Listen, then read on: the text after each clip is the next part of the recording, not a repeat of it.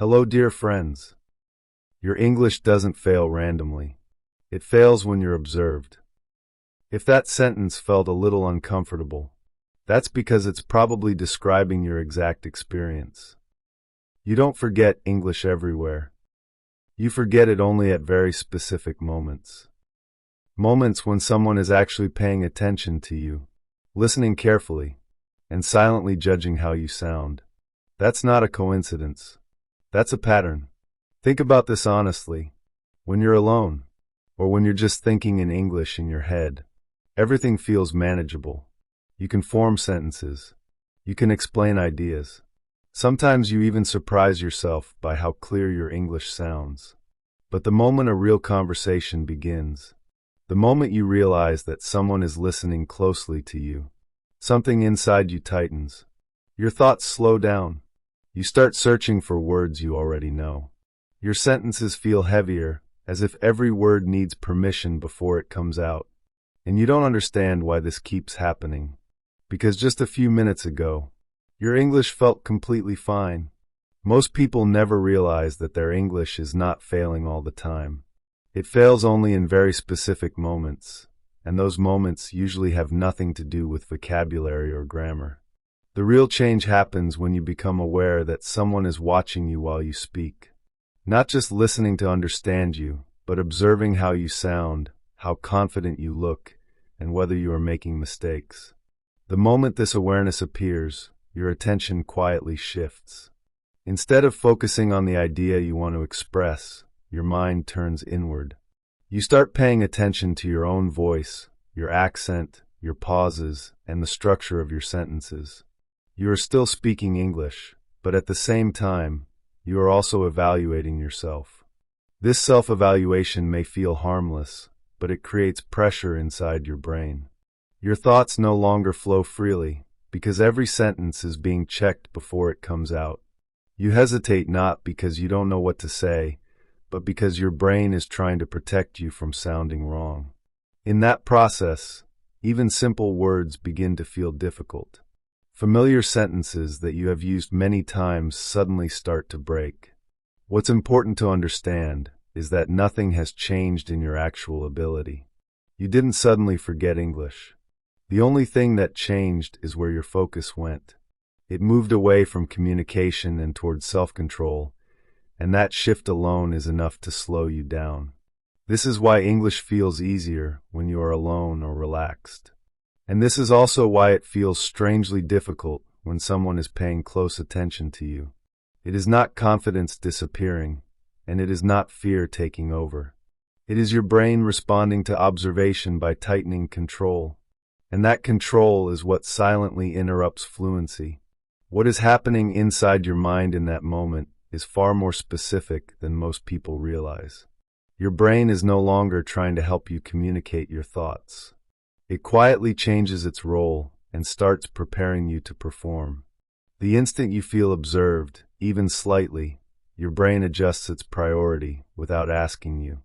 Instead of focusing on what you want to say next, it begins focusing on how your words might be received. This is the exact moment communication turns into performance. Communication exists to transfer meaning from one person to another. Performance exists to avoid mistakes and gain approval. When your brain enters performance mode, it becomes more cautious than necessary.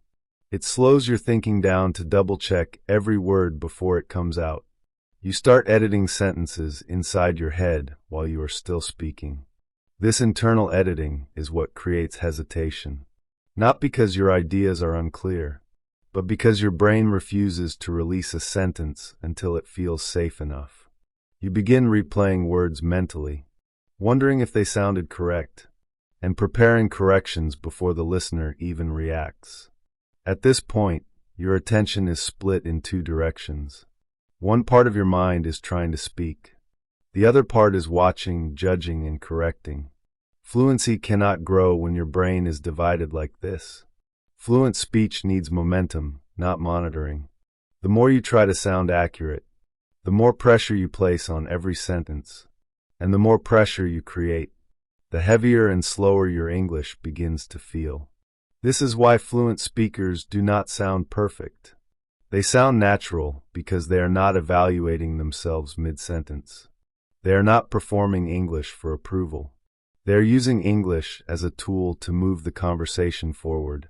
The moment English stops being a performance, it starts behaving like a skill again.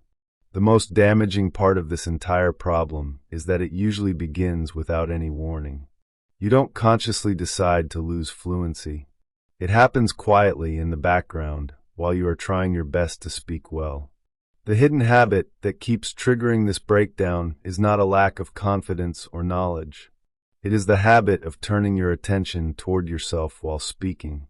The moment your focus shifts from the conversation to your own voice, you stop being fully present with the listener. Instead of moving forward with your thoughts, you start observing how each sentence sounds as it leaves your mouth. You become both the speaker and the judge at the same time. You notice your pauses. You notice your accent. You notice the small gaps between words that feel longer to you than they actually are. And once you notice one imperfection, your brain reacts by trying to prevent the next one. This is when your speech starts to tighten. You slow down not because you need time to think, but because your brain is now checking every sentence before allowing it to continue. This checking feels like control, but it is actually interruption. The natural rhythm of speech gets broken into pieces. Your thoughts arrive faster than your words, and that mismatch creates frustration inside your mind. A silent loop begins to form. You listen to yourself. You judge what you hear. You try to correct it, and while you're doing that, the conversation moves on without you. This is why you often feel like you are always one step behind in English conversations. It is not because you are slow. It is because your attention is divided. One part of your brain is trying to express meaning. The other part is trying to avoid mistakes. And the more energy you give to avoiding mistakes, the less energy remains for fluency. Fluency collapses under observation, not under difficulty. You can think clearly. You can understand complex ideas. But the moment you start watching yourself too closely, your brain loses trust in the natural flow of speech. It treats every sentence like a potential problem instead of a simple message. And as long as this self-observation continues, English will keep feeling harder than it truly is. The solution does not begin with speaking more or learning better sentences. It begins with changing what your brain believes it is supposed to do while you speak. Right now, your brain thinks its job is to protect you from mistakes. That belief is what keeps the internal judge alive. To release fluency, that job has to change. Your brain must return to a single goal, delivering meaning. Not sounding smart. Not sounding correct. Not sounding confident. Only delivering meaning clearly enough to be understood. When you speak with that intention, your attention naturally moves outward instead of inward. You stop listening to your own voice so closely. You start listening to the conversation again. This outward focus is what weakens performance mode, because performance needs self-awareness. But communication survives on connection. At first, this shift may feel uncomfortable. Your brain will still try to pull you back into checking and correcting. But the moment you notice that pull, you do not fight it. You simply continue the sentence without fixing it. That single decision teaches your brain something important. It learns that nothing bad happens when you keep going. And once the brain feels safe enough to continue, it slowly loosens its control. Fluency does not return suddenly. It returns quietly, sentence by sentence, as your brain stops interrupting itself. This is why fluent speakers do not sound controlled. They sound free because they are not supervising every word. They trust the message to carry the conversation forward. And the moment you stop treating English like a performance, it starts working like a skill again. If you've watched this far, it probably means this video described your experience a little too accurately. And that's not because your English is weak. It's because no one ever explained what actually changes inside your brain when you speak. Most advice tells you to practice more, memorize more, or push confidence harder. But fluency doesn't improve by force. It improves when pressure is removed. When English stops being something you perform for others and becomes something you simply use to share meaning, it starts working the way it always should have. This channel exists for that reason. We don't teach English like a subject.